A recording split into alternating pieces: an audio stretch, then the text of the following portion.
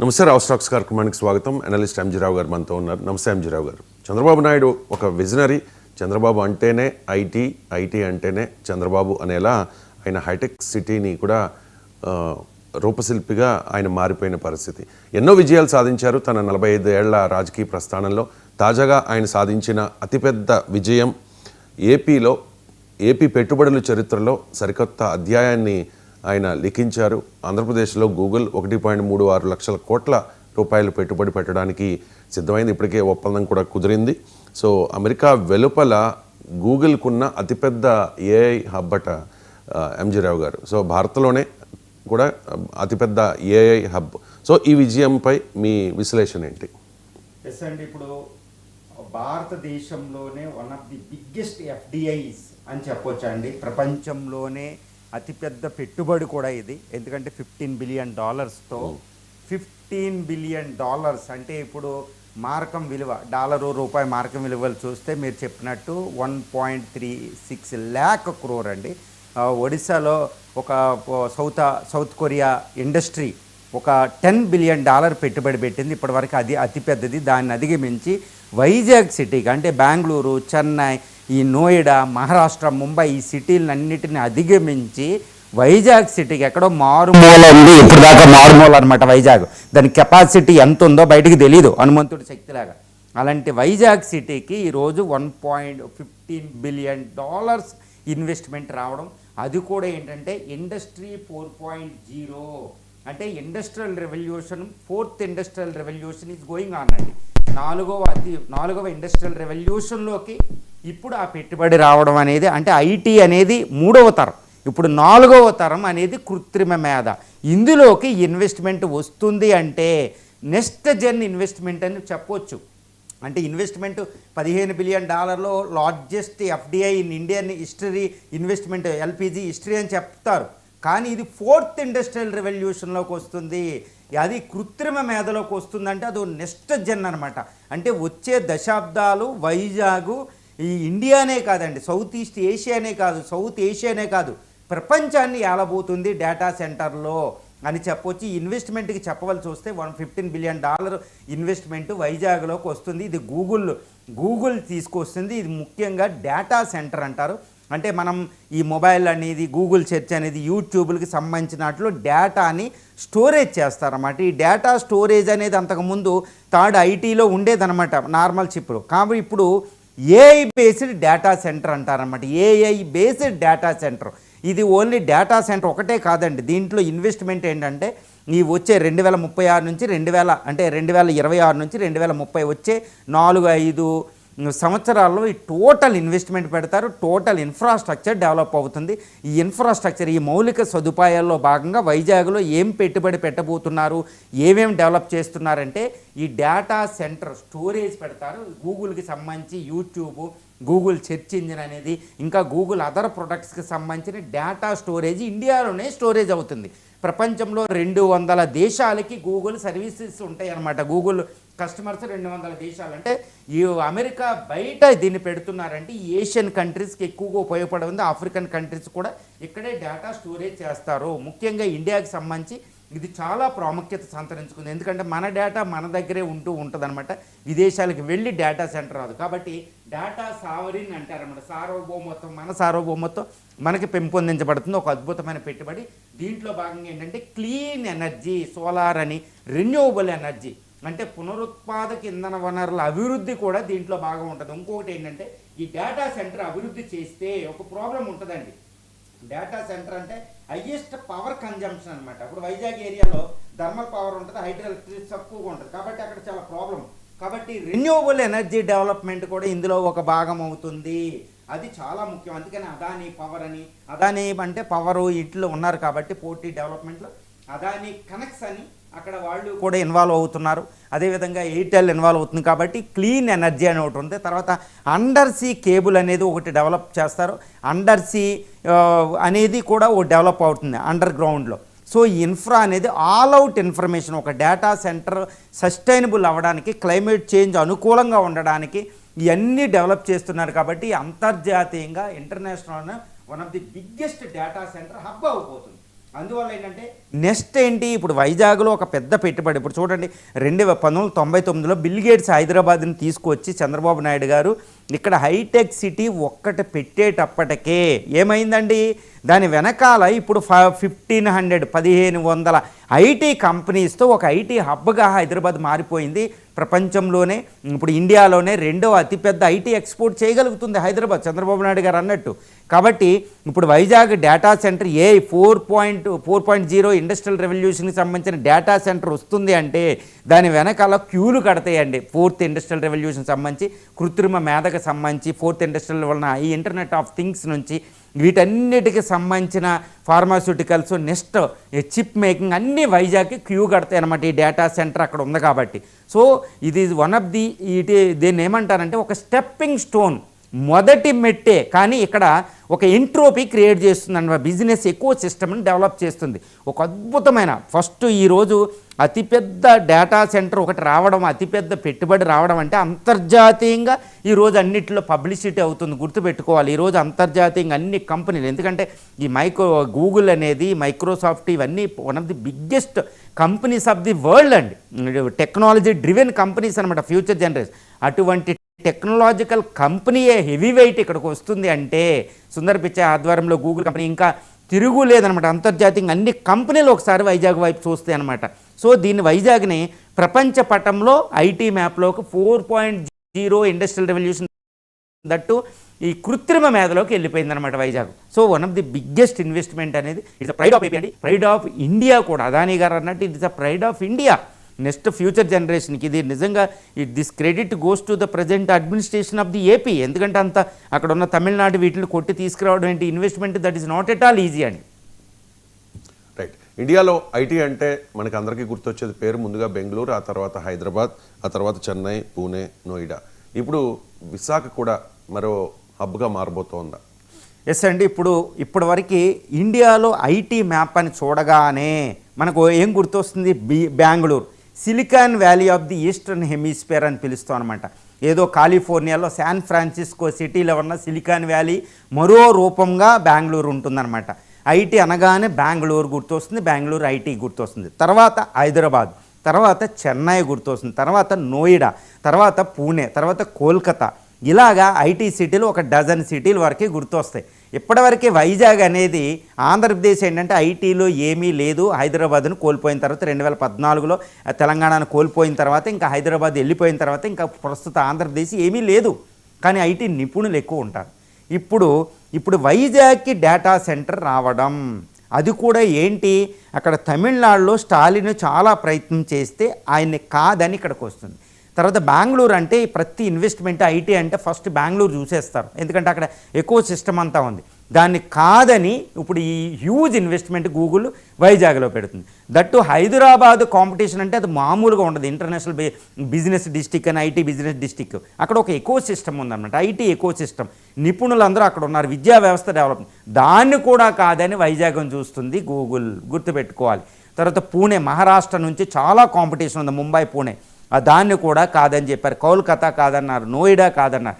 వీటన్నింటినీ కాదని వైజాగ్ ఎందుకు వస్తుంది అంటే ఇక్కడ మనం ఒక్క విషయం చెప్పుకోవాలి. ఇక్కడ ఏంటంటే ప్రైమ్ మినిస్టర్ మోడీ గారు చాలా కీలక పాత్ర పోషించారు ఈ పెట్టుబడి ఇక్కడ రావడానికని చంద్రబాబు నాయుడు గారు మాట్లాడుతున్నారు, గుర్తుపెట్టుకోవాలి. తర్వాత లోకేష్ చాలా పాత్ర పోషించారు అని చంద్రబాబు నాయుడు గారు మాట్లాడుతున్నారు. ఎందుకంటే లోకేష్ వెళ్ళడం, సుందర్ పిచ్చైని మీట్ అవ్వడం, సత్యనాదేండ్లను మీట్ అవ్వడం, ఇంటర్నేషనల్ కొలాబరేషన్స్ మీట్ అవ్వడం, ఇండియా తానా అక్కడ ఉండడం, ఇండియన్ ఐటీ నిపుణులు అక్కడ ఉండడం, వీటన్నిటిని ఒక నెట్వర్కింగ్, ఆ నెట్వర్కింగ్ అంతా ఉపయోగించి తర్వాత గుర్తుపెట్టుకోవాలి ఒక ల్యాండ్ ఐటీ పాలసీ పెట్టడం.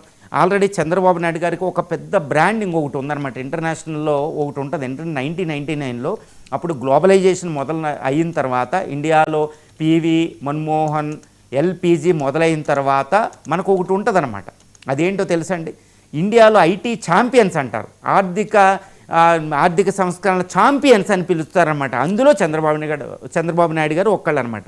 ఇప్పుడు అదే చంద్రబాబు నాయుడు గారు తన యొక్క శక్తి సామర్థ్యాలన్నింటినీ బయటికి తీసి ఈ మొత్తం ఇటు బెంగళూరు, చెన్నై, తర్వాత నోయిడా, పూణే, ఢిల్లీ, తర్వాత కోల్కతా, చెన్నై, ఈ ఐటీ సిటీలన్నింటినీ కాదని ఇక్కడికి ఇన్వెస్ట్మెంట్ తెచ్చారు.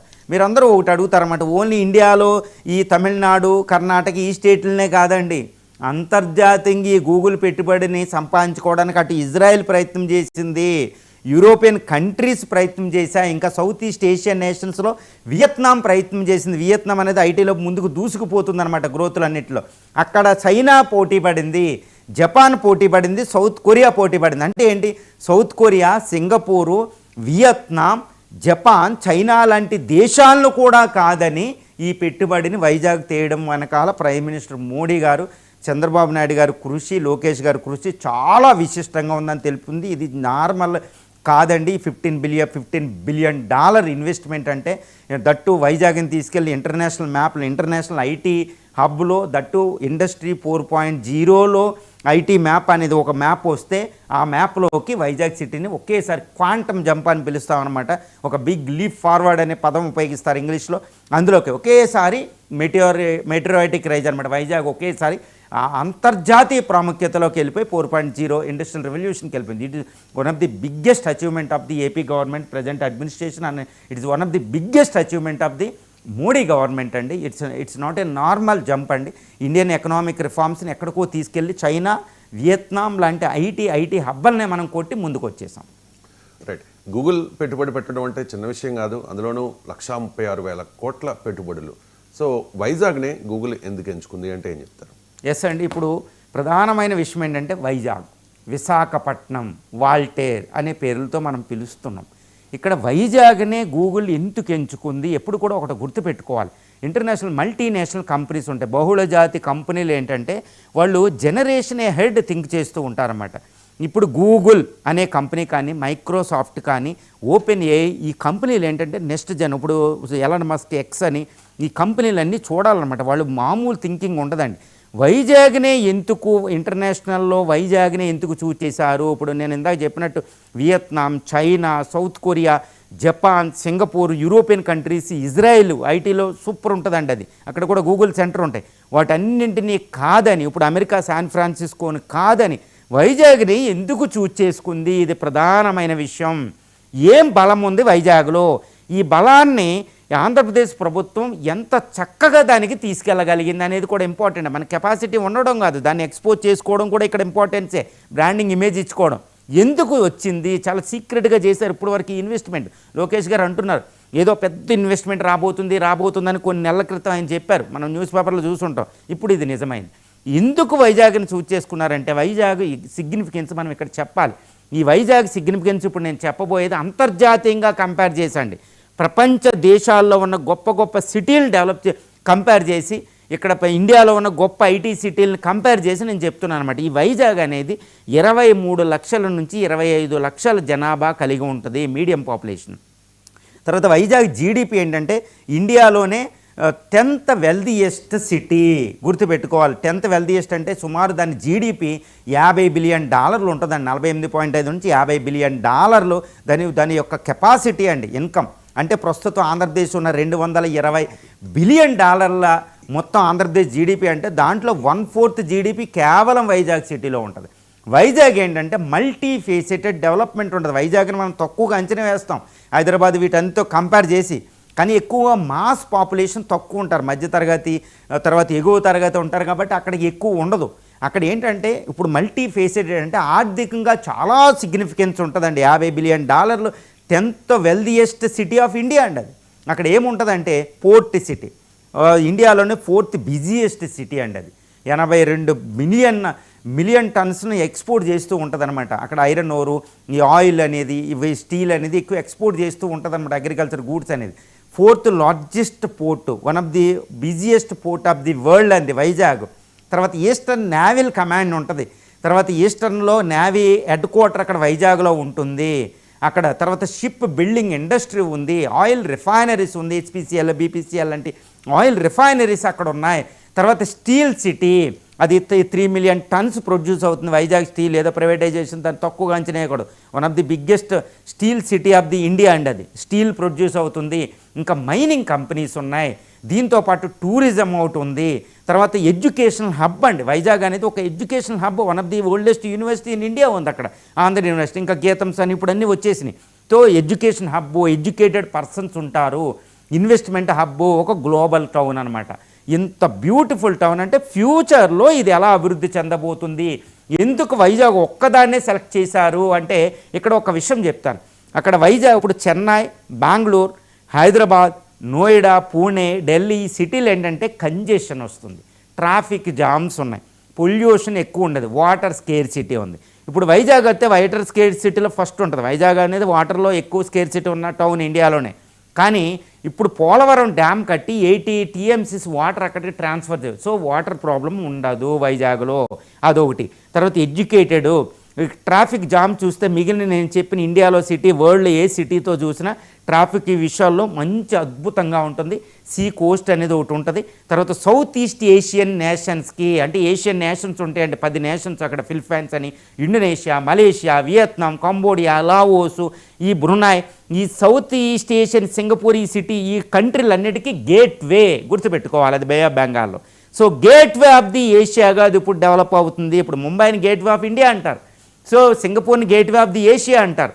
ఇప్పుడు గేట్ వే ఆఫ్ ఏషియాగా వైజాగ్ సిటీకి అద్భుతమైన ప్రాముఖ్యత ఉంది సిటీ హబ్గా. తర్వాత అండర్ సీ కేబుల్స్ ఉంటాయి, ఈజీగా అక్కడ డెవలప్ చేయొచ్చు.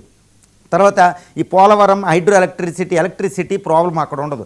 ఆల్రెడీ ఏపీ అంటేనే education hub, huge number of the IT, తర్వాత 4th ఇండస్ట్రియల్ ఈ నిపుణులు బయటకు వస్తున్నారన్నమాట. వాళ్ళంతా అమెరికా వెళ్ళిపోవడం, బెంగళూరు వెళ్ళిపోవడం, అటు చెన్నై వెళ్ళిపోవడం, హైదరాబాద్ వెళ్ళిపోవడం, ఇక్కడ నుంచి వాళ్ళు అక్కడే స్థానికంగా ఉంటారు. సో వాటిని ఎడ్యుకేషన్ హబ్ అనేది చూస్తారన్నమాట. సో గవర్నమెంట్ ఐటీ పాలసీ కూడా వరల్డ్లో one of the best IT policy ఉంది. తర్వాత అక్కడ మోడీ సెంట్రల్ గవర్నమెంట్లో, ఇక్కడ చంద్రబాబు నాయుడు గారు స్టేట్ గవర్నమెంట్లో one of the best IoT అని. చంద్రబాబు నాయుడు గారు అంతకుముందు ఆంధ్రప్రదేశ్ చీఫ్ మినిస్టర్ పనిచేసినప్పుడు ఆయన ఐఓటీ విధానాన్ని తీసుకొచ్చారు. ఇంటర్నెట్ ఆఫ్ థింగ్స్ అనేది మనం మర్చిపోకూడదు, ఐటీ విధానాన్ని తీసుకొచ్చారు. ఆయన ఎప్పుడు మైండ్ అంతా అక్కడే ఉంటుంది. ఇప్పుడు 4th ఇండస్ట్రియల్ 4.0 ఇండస్ట్రియల్ రెవల్యూషన్కి నెక్స్ట్ స్టెప్ వేసి వైజాగ్ని ప్రమోట్ చేశారు చాలా జాగ్రత్తగా. సో గ్లోబల్లో ఉన్న నాట్ ఓన్లీ ఇండియన్ సిటీస్ అండి, గ్లోబల్లో ఉన్న టాప్ మోస్ట్ సిటీస్ ఉంటాయి. ఇప్పుడు చైనాలో షెంజన్ అని ఒకటి ఉంటుంది, దాన్ని చెప్తేనే మనకి కళ్ళు బైర్లు కమ్ముతాయి అనమాట, అంత బ్యూటిఫుల్ ఐటీ హబ్ అనమాట అది. తర్వాత ఇంకా మనం చెప్పక్కర్లేదు, సింగపూర్, వియత్నాం సిటీసు, ఇవన్నీ హోచిమిన్ సిటీస్ ఉంటాయి. వాటిని అన్నిటినీ కాదని ఒక వైజాగ్ బ్రాండ్ ఇమేజ్ తయారు చేసి లోకేష్ గారు వీళ్ళు తయారు చేసి అక్కడ ఉన్న గూగుల్కి వీటికి ఇచ్చి ఇంటర్నేషనల్ ద గ్రేటెస్ట్ ఐటీ కంపెనీలను ఇక్కడికి అట్రాక్ట్ చేశారంటే it's not a normal thing అండి.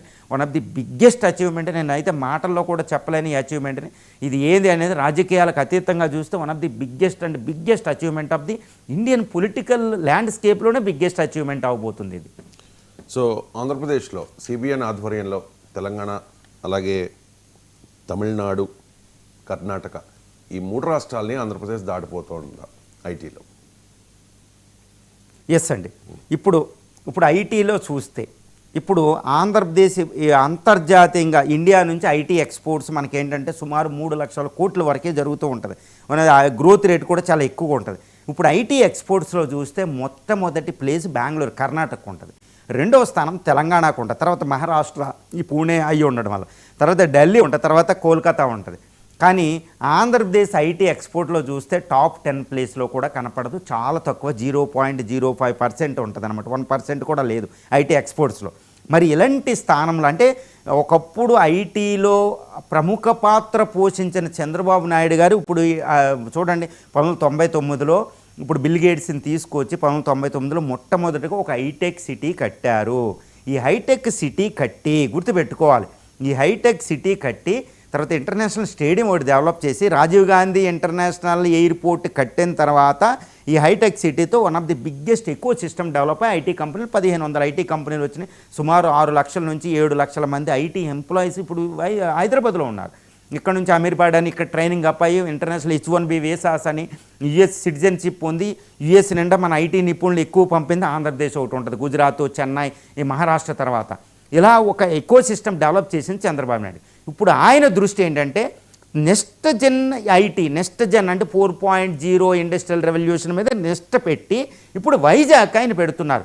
ఇక్కడ నేను ఒకటి నిర్మోహమాటంగా ఒకటి చెప్తానండి. చంద్రబాబు నాయుడు గారు 45 సంవత్సరాల రాజకీయ జీవితంలో ఒక తప్పు జరిగింది. ఆ తప్పు ఏంటంటే హైదరాబాద్ని డెవలప్ చేయడం. అంటే హైదరాబాద్ డెవలప్ చేయడం గొప్పది, కానీ హైదరాబాద్ డెవలప్ చేసి నేను తప్పని ఎందుకు అంటున్నానంటే హైదరాబాద్ని డెవలప్ చేసేటప్పుడు ఆయన వైజాగ్ విజయవాడ లాంటి సిటీలను వదిలేశారు ఆంధ్రప్రదేశ్లో. కాబట్టి ఆంధ్రప్రదేశ్ కోర్స్ ఆయన డివైడ్ అవుద్దని ఆయన ఊహించలే. 2014లో ఆంధ్రప్రదేశ్ డివైడ్ అయిన తర్వాత ఆంధ్రప్రదేశ్లో ఐటీ ఇప్పుడు ఐటీ లేకుండా పోయింది. అసలు ఐటీ ఎక్స్పోర్ట్స్లో దాని మ్యాప్లో లేకుండా పోయింది. అక్కడ ఇప్పుడు ఆయన కూడా వెళ్ళి బస్సులో పడుకోవాల్సి వచ్చింది. ఈవెన్ దుర్గా ఫ్లైఓవర్ కట్టడానికి 5 సంవత్సరాలు పట్టింది. ఆయన మొట్టమొదటి పదవీ కాలంలో అవ్వలేదు. అంటే ఏంటి, హైదరాబాద్ మీద ఒక్కదాని మీదే దృష్టి పెట్టేసి ఆంధ్రప్రదేశ్లో ఉన్న రాజమండ్రి, కాకినాడ, వైజాగ్, విజయవాడ సిటీలను ఆయన డెవలప్ చేయలేదు. అది నేను తప్పుగానే చూస్తాను. ఇప్పుడు ఆయన తప్పుని 45 సంవత్సరాల రాజకీయ జీవితంలో ఆ తప్పుని జాగ్రత్తగా సవరించుకుంటున్నారు. ఎందుకంటే ఆయన మొత్తం ఆయన శక్తి సామర్థ్యాలన్నింటినీ ఉపయోగించి, ఆయన ఎక్స్పీరియన్స్ ఉపయోగించి the biggest achievement, biggest experience ఉంది ఆయనకి. ఇండియాలో ఇప్పుడు ఏ పొలిటీషియన్, ఈవెన్ మోడీ గారితో పోల్చిన మోడీ గారు 25 సంవత్సరాల రాజకీయ జీవితం అయింది. ఈయన 45 సంవత్సరాల రాజకీయ జీవితం. ఆయన మోడీ గారి మాటల్లోనే చెప్పొచ్చు, చంద్రబాబు నాయుడు గారి నుంచే నేను ఐటీ ఇవన్నీ నేర్చుకున్నానని ఆయనే చెప్తారు చాలామంది పొలిటీషియన్లు. ఇందులో రాజకీయాలు అతీతంగా ఈ విషయాన్ని ఒప్పుకుంటారన్నమాట. ఈవెన్ కేటీఆర్ గారు ఒప్పుకున్నారు, మనం గుర్తుపెట్టుకోవాలి. ఇప్పుడు చంద్రబాబు నాయుడు గారు తన యొక్క రాజకీయ అనుభవాన్నంతా ఐటీ అన్నిటిని ఉపయోగించి, కష్టపడే తత్వాన్ని ఉపయోగించి అటు అమరావతిని ఇటు వైజాగ్ని దీర్ఘంగా తీసుకెళ్తున్నారు. అందులో భాగమే గుర్తుపెట్టుకోవాలండి, ఒకప్పుడు హైదరాబాదులో ఇంటర్నేషనల్ ఎయిర్పోర్టు, తర్వాత ఇంటర్నేషనల్ స్టేడియం, తర్వాత ఫ్లైఓవర్స్, ఇవి అంతర్జాతీయమైన కనెక్టివిటీని డెవలప్ చేసిన తర్వాత అది ఐటీ హబ్ అయింది. ఇప్పుడు వైజాగ్లో ఆయన ఏం చేస్తున్నారు అంటే భోగాపురం ఇంటర్నేషనల్ ఎయిర్పోర్ట్. మనం అక్కడ గుర్తుపెట్టుకోవాలి, క్యాబినెట్లో రామ్మోహన్ రావు గారికి ఓన్లీ ఏవియేషన్ మినిస్ట్రీ ఎందుకు తీసుకున్నారు ఇప్పుడు మనం గుర్తుపెట్టుకోవాలి. భోగాపురం ఎయిర్పోర్ట్ డెవలప్ చేయడానికి, ఆంధ్రప్రదేశ్లో ఎయిర్పోర్ట్లు డెవలప్ చేయడానికి. తర్వాత ఇప్పుడు అమరావతి, భోగాపురం ఎయిర్పోర్ట్లు డెవలప్టివిటీ కనెక్టివిటీ వస్తేనేనండి. ఫర్ ఎగ్జాంపుల్ ఏంటంటే ఇప్పుడు ఈ ఓపెన్ ఏఐ శామ్ ఆల్ట్స్మన్ వచ్చారు, ఈ సుందర్ పిచ్చే వచ్చారు, బిల్ గేట్స్ వచ్చారు. వాళ్ళు ఫ్లైట్లో డైరెక్ట్ ఇంటర్నేషనల్ ఎయిర్ కనెక్టివిటీ ఉన్న చోటకే వస్తారు, లేకపోతే రారండి వాళ్ళు. కాబట్టి భోగాపురం ఇంటర్నేషనల్ ఎయిర్పోర్ట్ కంప్లీట్ అవ్వబోతుంది. అది చాలా పెద్ద అచీవ్మెంట్. లేకపోతే గ్లోబల్ కనెక్టివిటీ ఉండదు. ఎన్ని డేటా సెంటర్లు పెట్టినా అది చూపిస్తేనే ఇప్పుడు గూగుల్ ఒప్పుకుంటుందండి. తర్వాత సీపోర్ట్ చూస్తేనే ఒప్పుకుంటుంది. అంటే గ్లోబల్ కనెక్టివిటీని వైజాగ్కి ఎస్టాబ్లిష్ చేస్తున్నారు. కాబట్టి అటు బెంగళూరు, కెంపేగౌడ, ఇక్కడ రాజీవ్ గాంధీ ఎయిర్పోర్టు, తర్వాత మేనంబాకం, చెన్నై ఎయిర్పోర్ట్లు అన్నిటిని కంటే మోడర్న్ ఎయిర్పోర్ట్ అక్కడ కట్టబోతున్నారు భోగాపురం. అది మనకి ఇంపార్టెంట్. ఈ విధంగా చంద్రబాబు నాయుడు గారు అనుభవం ఉంటుందండి. అంటే ఏంటంటే పొలిటీషియన్స్ అందరూ ఏదో వాళ్ళు రాజకీయాలు అంటారు, కానీ రాజకీయ నేతల్లో కూడా ఒక అద్భుతమైన విజన్తో పనిచేసే వాళ్ళు ఉంటారు. ఒకప్పుడు నెహ్రూ పనిచేశారు, తర్వాత మోడీ గుజరాత్ సీఎంగా పనిచేశారు, తర్వాత ఎస్ఎం కృష్ణ కర్ణాటకలో పనిచేశారు, చెన్నైలో జయలలిత, కరుణానిధి ఎప్పుడు రాజకీయాలు కొట్టుకోవడమే చూస్తాం, వాళ్ళ చెన్నైని డెవలప్ చేసి చూస్తాం. ఈరోజు చంద్రబాబు నాయుడు గారి రాజకీయాలకు అతీతంగా టెక్నాలజికల్లో చూస్తే one of the biggest politician and ఆ మేధస్సు మనకు ఆంధ్రప్రదేశ్కి. ఆ విధంగా ఇప్పుడు వైజాగ్ ఇంటర్నేషనల్ కనెక్టివిటీ, పెట్టుబడి వీటి ద్వారా ఇటు చెన్నై, బెంగళూరు అన్నిటిని నెక్స్ట్ జన్ థింక్ చేస్తూ బయటికి వెళ్తుంది. కాబట్టి వైజాగ్ తప్పనిసరిగా ఈ ఐటీతో దాటకపోయినా సమ ఉద్యోగిగా అవడంలో మాత్రం ఎటువంటి తిరగలేదని చెప్పవచ్చు. రైట్. ఎంజీ రావు గారు చిన్న బ్రేక్ తీసుకుందాం. బ్రేక్